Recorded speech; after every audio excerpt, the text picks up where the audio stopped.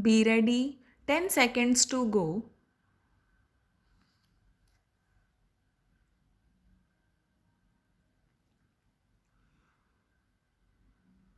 Start. Mr. Chairman, I rise to join my colleagues on this side in supporting the motion of thanks to the President for having delivered this address to the joint session of both the houses. In a way, the address has become now a stale matter because after the address, we have come to know about the railway budget as well as the economic survey and the performance of this government. And yesterday, we had also the budget before this house. From one point of view, the address which was presented to the House was general, and in that several details have been further filled up by these documents in several fields. As far as last year was concerned, the performance of this government, their achievements, and their future plans have been further highlighted before this House. Every government is tested by the way in which they deal with the challenges before this country. There were mainly 2 3 challenges during the last year, according to me. It is not necessary to repeat submission regarding the first challenge about the widespread drought arising out of the natural calamity and the way in which this government had dealt with that challenging situation. We have come to know from all the documents which are before the House that 21 out of 35 rainfall subdivisions received deficient rainfall, and there have been floods also in the northeastern region.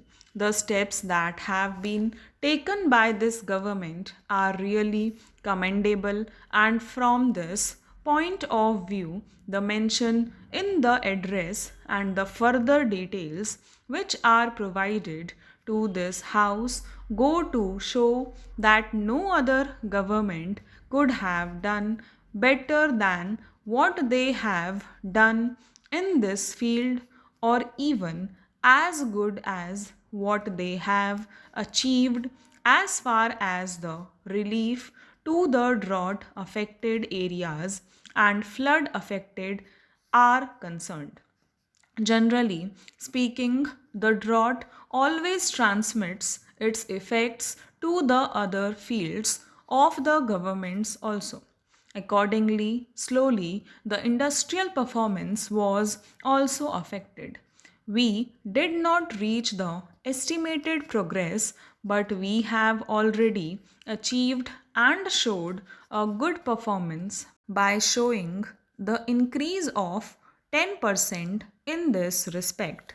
There are several other matters regarding performance, but as my earlier speakers have already dealt with them, I would not like to repeat them within the short time available to me. I would only stress the shortcomings of the government. Firstly, as far as the industry is concerned, even though the performance is good and the achievement has been commendable, certain data were published in the economic times which are a little disturbing. They show the very disproportionate large contribution of this industrial growth by a few industrial groups only.